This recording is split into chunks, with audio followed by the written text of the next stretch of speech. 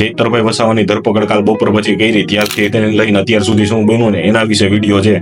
તો કાલે છે ગઈકાલે જે સંકલન સમિતિની બેઠકમાં છે જે ઉગ્ર ચર્ચા થઈ, તે બાદ જે પોલીસ દ્વારા જે ચૈતરભાઈ વસાવાની છે એ પહેલા અટકાયત કરવામાં આવી હતી, પછી જે ધરપકડ કરવામાં આવી એવું જાહેર કરવામાં આવ્યું. અને ત્યારબાદ જે તેમના સમર્થકો છે પોલીસ સ્ટેશનની બહાર હતા, પણ રાત્રે છે તેમના પરિવારજનો જે તેમની પત્ની ને બધા હતા એમને પણ જે મળવા જવા દેવામાં નહોતા આવ્યા.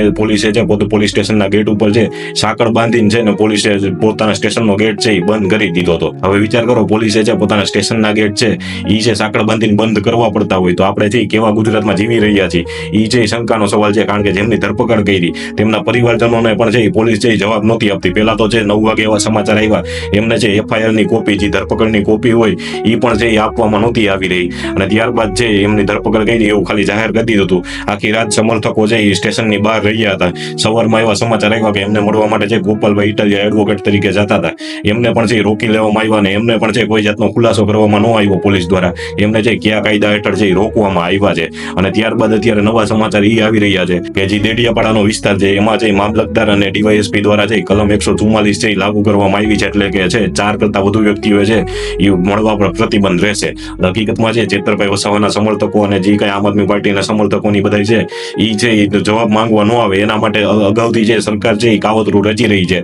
જો જવાબ માંગવા આવે તો એમને પણ મને લાગે છે આ લોકોની પૂર્વની તૈયારી એ છે, એટલે જ છે આવા બધા ગતકડા છે એ કાઢવામાં આવી રહ્યા છે. ખાસ જનતાને કેવું તો આવું બધું બની રહ્યું છે અને ગુજરાતની અંદર જ બની રહ્યું છે. વિચાર કરો, ધારાસભ્યની જે ધરપકડ થાય અને ધારાસભ્યના પત્ની છે એમની પાસેથી જે એફઆઈઆર ની કોપી માંગે કે તમે છે આમની ધરપકડ કયા કાયદા હેઠળ કરી છે એ પણ છે આપવામાં નથી આવતી. આવા ગુજરાતમાં છે આપણે જીવી રહ્યા છીએ. એક સમાચાર વચ્ચે એવા પણ હતા, કાલે જયારે છે ચૈતરભાઈ વસાવાની ધરપકડ કરતા હતા ત્યારે તેમના પત્ની છે એ છે તેમને પૂછવા આવ્યા હતા પોલીસને, તો પોલીસે છે તેમને પણ ધક્કા મારીને કાઢી મૂક્યા હતા. ત્યારબાદ સાંજે છે 9 વાગ્યા આસપાસ જે વિઝ્યુઅલ આવ્યા કે પોલીસ સ્ટેશનની અંદરથી પણ છે તેમના પત્ની અને તેમના પરિવારજનોને છે ધક્કા મારીને સ્ટેશનની બહાર જઈ કાઢતા હતા. અને પછી જે સ્ટેશનનો ગેટ છે એ લોખંડની સાંકળથી છે બંધ કરી દેવામાં આવ્યો. એટલે વિચાર કરો, જે પોલીસ સ્ટેશનના દરવાજા છે હંમેશા માટે ખુલ્લા રહેવા જોઈએ, એ પોલીસ સ્ટેશનના દરવાજાને છે આ લોકો સાંકળથી છે બાંધીને રાખે છે જેથી કરીને કોઈ છે પોતાનો ન્યાય માંગવા છે અંદર ન આવે. આપણે કેવા ગુજરાતમાં જીવી રહ્યા છીએ ને એ બધું હવે છે આપણે ગુજરાતની જનતાએ નક્કી કરવાનું છે. હું તો કહું છું પરિવર્તન કરી રાખજો, જાગજો, પરિવર્તન કરજો તો જ કંઈક તમારો મેળ પડશે. બાકી છે આવી રીતે જીવવાની છે આદત પાડી લેજો. ધન્યવાદ. જય હિન્દ, જય ભારત.